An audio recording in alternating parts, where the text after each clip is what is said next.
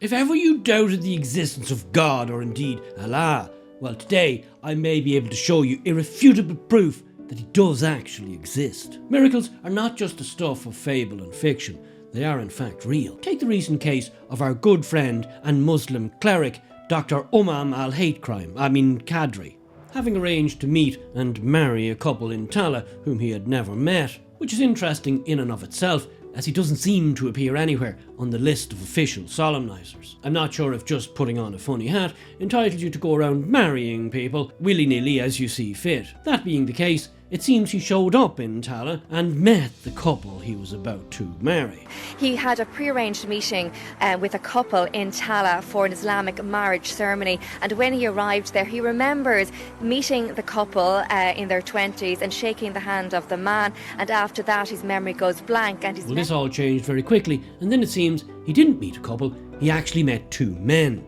And not just two men, but two fully Irish men. Then, according to the good doctor, these two fully Irish men with Irish accents proceeded to viciously beat and assault him, causing him to black out. Thankfully, nothing was broken and there was no brain injury.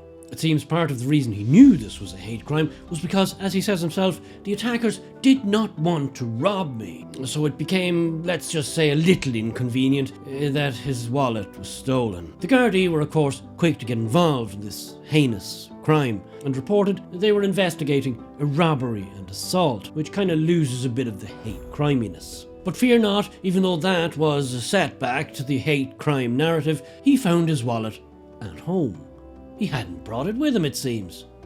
How convenient. Despite having been viciously beaten, and as he puts it himself, the left side of his face severely swollen and his teeth damaged. And to highlight this, he released this somewhat oblique picture of him in a wheelchair. In unrelated news, Lidl have asked customers to please refrain from stealing their shopping trolleys.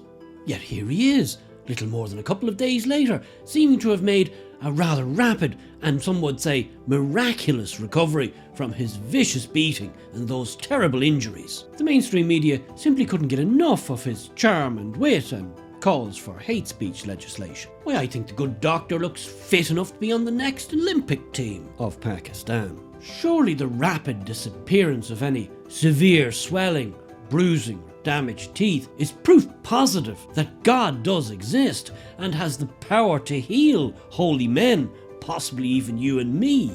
Or could there be another explanation for his seeming lack of injuries?